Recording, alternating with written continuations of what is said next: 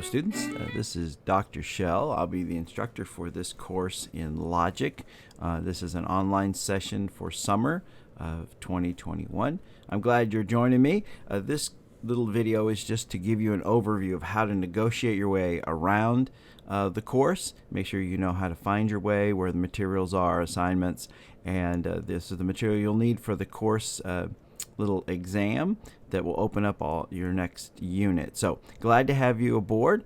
This is not really me, of course. This is my what's called a sig fig. I'm a great fan of Lego, and a signature fig is a little minifig that you've made to look like yourself. So this is what I look like, and this is what our class would look like if we were all in the same place, maybe.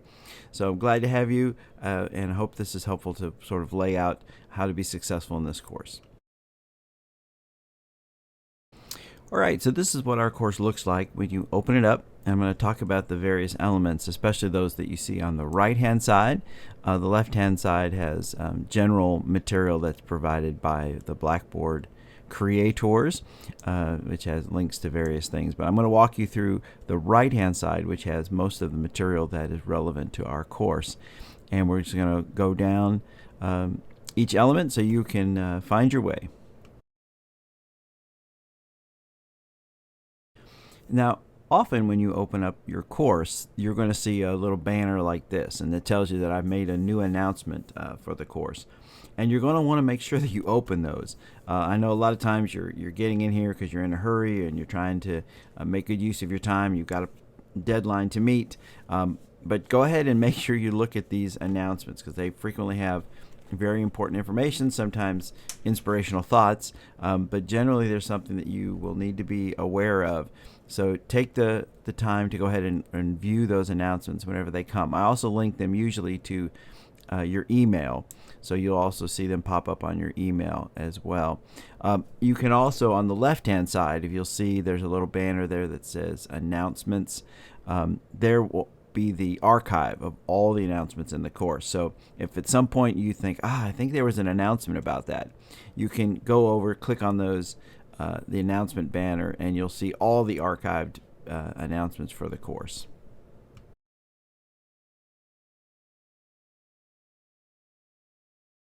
Okay, so let's look at the various elements of the course. The first thing you'll see, of course, is the Start Here opening, and since you're watching this video, it looks like you found it. So once you click here, there's just a couple of things. One is this video. There is a quiz that you'll take to show that you've listened to this video and you've reviewed the syllabus and you're ready to start the course. The next unit won't open until you get 100% on that quiz. Of course, that assumes that you'll go ahead and click on the syllabus as well. And also, if you're don't have a copy of Microsoft Office, there's a link here where you can get that. It's included in your student fees. So if you don't have Office, which includes PowerPoint and Word and various things that you might need to be successful in the course, I really recommend that you do your work in this course in Word, save it as a document, and then load it onto the assignments, whether they're a discussion board or whether they are a full-fledged assignment or essay. It works best if you make it as a Word file, save it, and then drop the file into the assignment rather than trying to type your entire assignment into the conversation bubble that is provided. So let's then look at the syllabus. So when you click on the syllabus folder, you will see that there are two links. One of those links is to what I would call the syllabus proper, that has all the legal beagle kind of information about the course and its objectives. It has the list of our textbooks and deadlines and contact information. That's all there on the syllabus. The next link you'll see is to the course outline and assignments. So this is where you're going to want to go to find out what resources you need to be reading, listening to. There's links to the videos. Then there are also links of the assignments and when they're due. So this is a little bit of the actual syllabus itself.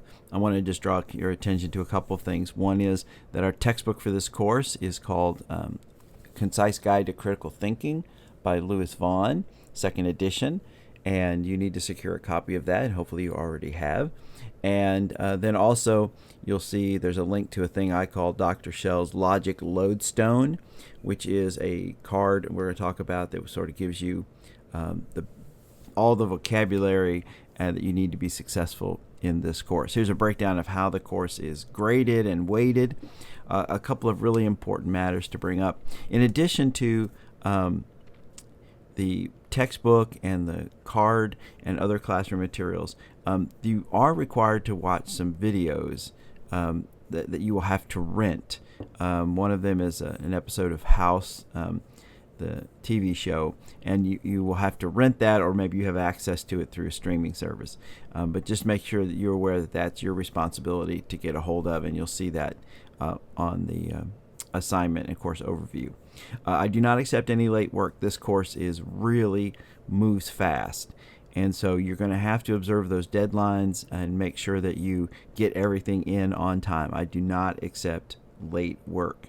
The deadlines that I have in the syllabus are the last possible moment that you can turn it in. You are certainly welcome to turn it in before that deadline. I know that's not the way most of us work, but to realize that the deadline is just the last time you can possibly get it in. Now, this course is set up in units, and the units open at a certain time and they close at a certain time. But you can work ahead if you wish, because all the material and all the deadlines and all the resources are in the course outline that we're going to talk about in a moment. So everything you need is already there. If you need to read ahead or work ahead, you just can't submit it ahead, because I want to make sure I have a chance to grade things before you can press on. The other thing is that in this course, you cannot withdraw after the midpoint. So make a note of June 29th is the last day to withdraw from this course. That's the middle of the class, and if you get halfway through and you're not where you want to be, that's the moment that you need to withdraw. So make sure you read through the syllabus, get all the details that you need to be successful.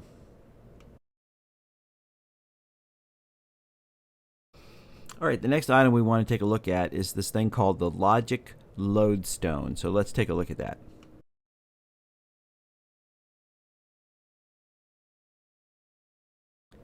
So this is what it looks like. You have a link to it. This is one of the things I would recommend that you print this out. There's 2 pages, or you can print it back to back. I suggest you put this with your notes. And please notice I just use the word notes. It's essential that as you read the textbook, as you watch the various videos, the ones that I've created and the ones that I've linked you to, that you take really good notes as you go along, because you're going to need that information when you submit the assignments. This course is basically structured where there are a few quizzes, and there's an exam, and then there's 2 debates that you submit that are written, where you need to use the logic that we're learning as we go along. The same is true of these assignments that are called Logic in the Wild, and those are required that you demonstrate that you understand the logic and you can see it in the real world. So you're going to need to take notes so that you can refer back to the concepts to make sure that you understand them so you can use them. This Logic Lodestone is basically all the kind of words, vocabulary, many of the concepts that we work through in this course all in one place, so that you can sort of see the connections to them, and then if you need to refer back to the search for truth criteria, or you need to go back to the basic forms of categorical logic, it's all right here, so you can find it in one place. All right, next up is this odd little link called Doc Shell's Emporium of Philosophical Wonders. This is basically just a link to a variety of resources that I have made available to you for various classes that I teach, and give you examples of outstanding student work, so that you can sort of see when I'm talking about a debate, when I'm talking about an essay, when I'm talking about a good post discussion. There's examples there. So before you sort of plunge in and then get feedback that maybe it wasn't quite what I was looking for, make sure you take some time to look at these examples of good student work so you can make sure that yours matches that sort of format and structure and length and depth so that you can be really successful in the course. And the most basic part of this course, the most fundamental part of this course, is the module. So there are several modules in this course. They are dated so that they open at a certain time, they close at a certain time. That's in the course outline. And then when it's available and you open it up, you will see the requirements inside that module. Okay, so each unit, each module is different, but they will follow the same basic pattern. The first thing you're going to see is a link to a video that will introduce you to the concepts important in this module. These are lectures. Sometimes they're 30, 45 minutes long. There's in the unit, the course outline and course assignments, there are other links that you'll need to look at because they may have other material, other videos, other readings to do. But you're going to start off by watching my video, the unit introduction. Then you're going to want to click on the course outline and assignments link. That will take you back to that document. You'll look at the particular unit that you're in, the module you're in, and then you'll see all the materials that are required for this particular module. And then under that, you'll see the assignments. Now, in this first module, there are two discussions. One is a welcome, and then I've given you some logical puzzles to sort of try your hand at. You're going to post that. You can't see other students until you post first, and once you post, you reply to some other students who have material there. Again, I caution you not to wait till the last possible moment because you're going to have to not only post yours, you're going to have to read other students and reply to them all by that deadline. So there's a discussion there, and then underneath that there is a second assignment, which is a discussion about an article that Dr. King wrote about the purpose of education. And I'm going to give you a chance to sort of see if you can find his argument. Logic is all based around the skill of argumentation. You have premises that lead to a conclusion. So I'm going to ask you to read this short article by Dr. King. Can you identify what is his conclusion? What is the purpose of education? And what are the premises that he uses to reach that conclusion? You're going to post that essay on the discussion board. Other students are going to read it. They're going to reply, and so are you. If you want a good example of what I think online course discussions look like, guess where it is? You got it. Doc Shell's Emporium of Philosophical Wonders. If you go there, there's a file that actually says example of good online discussion. And so you can look at that and you'll see the post that a student made that's a couple of paragraphs long. Notice that they cite the course materials in their post, and then they reply thoughtfully to other students' discussions as well. Remember, these are discussions. They are not social media shout-outs. Probably the most common thing that happens early in the semester is students think that by saying, hey, nice post, I like what you did there, that's not a discussion. That's a social media shout-out. These are designed to be in-depth discussions. So you read what other students have written, and you could compare that to what you wrote. Maybe they saw something in the reading that you didn't see, and you react to that. Maybe you disagree with them. You do that respectfully, and you say, well, I didn't see it that way, and here's why I think your interpretation is incorrect. That is what a discussion is. And so to be successful in this course, you're going to have to make sure that you are engaging in the material, you're engaging with other students, and that you cite that material throughout the course. We're going to have another video all about that. But this will just get you started so you understand how to find your way through our course.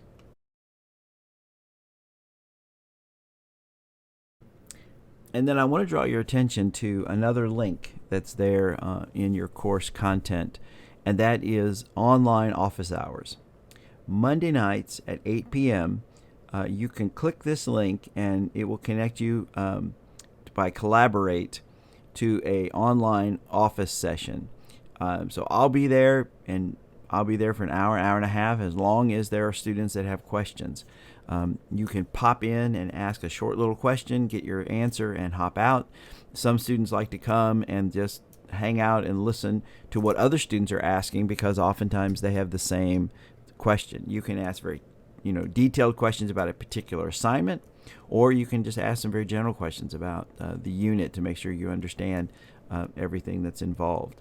Now I have multiple sections, and these office hours are open to all those sections. So sometimes there may be somebody in the office that's not in the same class as you are, and we just sort of have to be patient with each other. I will tell you this: nobody who comes to my online office hours has ever failed a course. This is a place for you to come and ask questions and clarifications and sort of make sure you're successful. Again, it's not long. You can come in for just a little brief time to ask clarifications, but this is a way to help you really be successful by being able to communicate one-on-one with me about what is happening in the course. If these hours don't work, you can certainly email me. If I have a number of students that would prefer morning hours, I can make an additional office hour time. But for right now, we're going to start on Mondays at 8 p.m., and I encourage you to stop by so that we can talk and ask questions and make sure you're really successful. So I'm glad you're part of this course. I think logic is desperately needed these days, and I'm glad you've taken the time and initiative to jump in on this.